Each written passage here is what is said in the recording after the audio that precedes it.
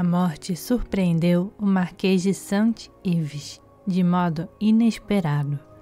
Seu considerável trabalho estava em plena via de execução, porém ainda não estava terminado. Algumas partes estavam totalmente escritas, prontas para serem imprimidas, porém outras, pelo contrário, estavam somente esboçadas. Uma multidão de documentos e uma quantidade razoável de clichês fotográficos e tipográficos deveriam ser colocados em ordem. Era possível permitir a perda de tantos anos de trabalhos e pesquisas parando a execução e impedindo de vir à luz o trabalho do mestre, apesar de todas as dificuldades que poderiam surgir? Esse foi o problema que se apresentou à família do Marquês de Saint-Yves, e ainda nos falta dizer como foi resolvido este problema, que, em nossa opinião, foi solucionado de forma tão esclarecedora como justa. A Condessa Keller e o Conde Alexandre Keller, herdeiros do Marquês de Saint-Yves, encarregaram um amigo e discípulo do Marquês, o Dr. Gerard Encausse, Papos, de tomar as providências necessárias para a publicação do arqueômetro. O Dr. Encausse estava impedido de iniciar um trabalho de tamanha envergadura. Então, apelou para todos os que Saint-Yves havia permitido que estudassem alguns pontos de seu trabalho. A continuação foi criada legalmente a Sociedade Os Amigos de Saint-Yves, como sociedade civil de publicações e conferências, por um dos amigos mais queridos do Marquês, Monsieur Douvinot de Lagneau. E esta sociedade estabeleceu o grupo dos colaboradores que se encarregariam de aprimorar, organizar e editar o trabalho do mestre.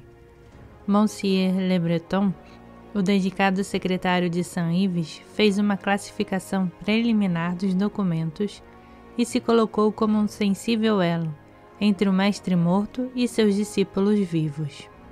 Monsieur Gimen, que havia sido um eficiente colaborador do mestre quando este estava vivo, especialmente em toda a sua adaptação musical, quis encarregar-se de tudo o que concernia aquela adaptação.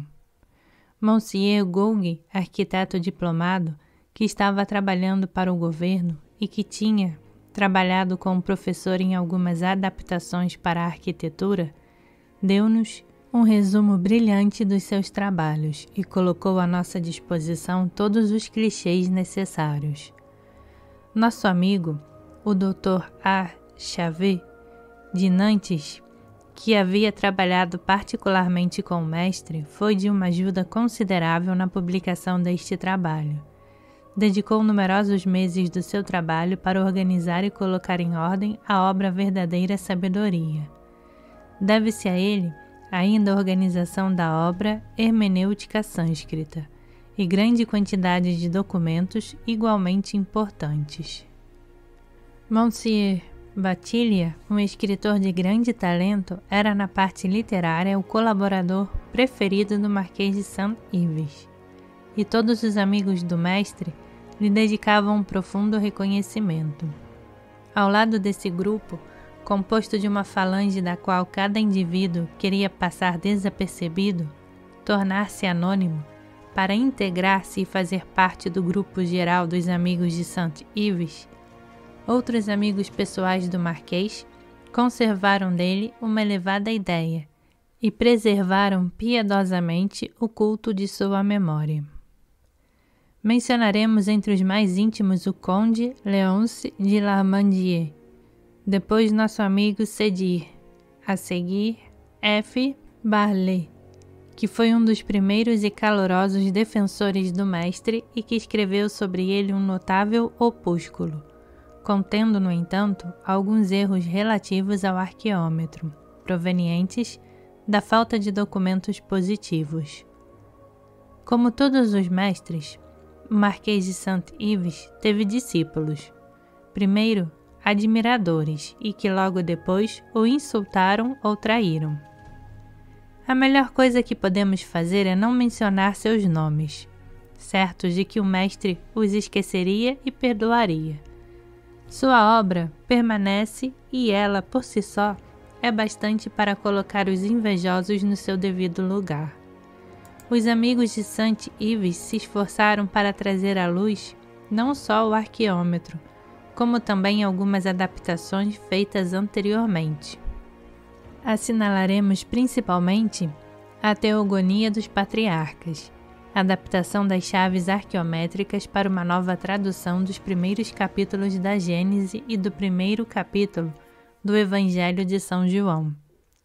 Essa edição de grande luxo foi depositada na casa editora d'Orbon Ayné, em Boulevard Haussmann, 19, Paris. Devemos, de passagem, agradecer, em nome de todos os admiradores do mestre, ao erudito e artista Dombor Ayné, pela dedicação que apresentou quando assumiu a publicação de O Arqueômetro. Os amigos de St. Ives reeditaram também Os Mistérios do Progresso, com os 3 capítulos sobre o nascimento, os sexos e o amor e a morte. Missão da Índia, obra que trata sobre a Índia, seus mistérios, e o Mahatma, revelações prodigiosas e totalmente desconhecidas na Europa. Por último, tem estabelecido uma tabela alfabética da missão dos judeus, que se havia tornado indispensável. Tudo isso, os amigos de St. Ives o fizeram sem procurar qualquer interesse material, em memória primeiro do ilustre mestre desaparecido e em agradecimento à continuação para seus herdeiros, que dedicaram todos os seus esforços para ajudar os discípulos a trazer à luz o arqueômetro e suas múltiplas adaptações.